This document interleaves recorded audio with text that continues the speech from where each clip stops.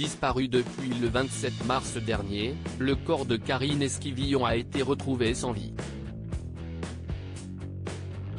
Son mari, Michel Pial, a avoué l'avoir tué, selon les révélations de nos confrères du Parisien, qui dévoilent également l'ignoble subterfuge du mari pour rassurer leurs enfants quant à la disparition de leur mère.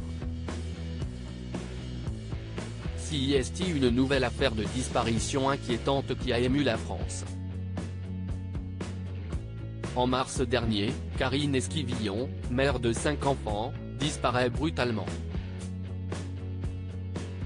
Selon son mari, Michel Pial, son épouse de 54 ans a quitté le foyer familial de façon totalement volontaire. À plusieurs reprises, il a demandé à son épouse de lui donner un signe de vie et de rentrer à la maison. Mais, voilà que depuis quelques jours, l'étau autour du mari s'est resserré. En effet, ce mercredi 14 juin, Michel Pial, 51 ans, a été placé en garde à vue par la section de recherche de Nantes.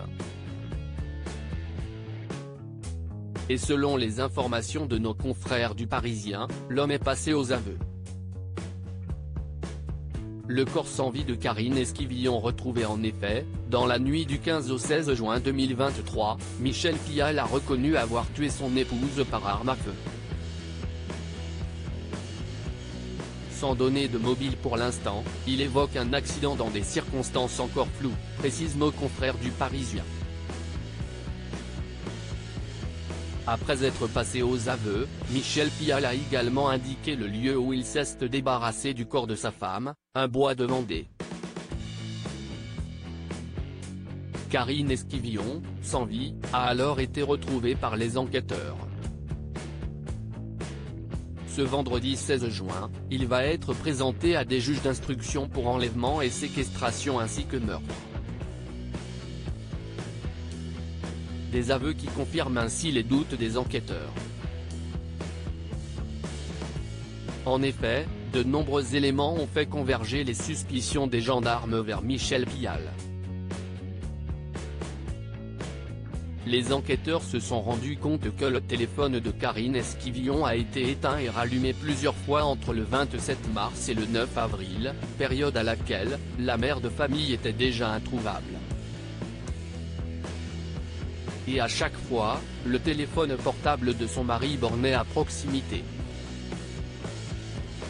Les enquêteurs le soupçonnent d'avoir utilisé le téléphone de son épouse pour brouiller les pistes et envoyer des messages rassurants à des proches de Karine, dont leur propre fille. Deuxième élément, Michel Pial a indiqué à plusieurs reprises que sa femme était partie en emportant une grosse somme d'argent et également le livret de famille. Or, ce document a été retrouvé à leur domicile, lors de la dernière perquisition. Les enquêteurs vont devoir désormais trouver le mobile de ce crime. Michel Pial reste innocent des faits qui lui sont reprochés jusqu'à la clôture de l'enquête.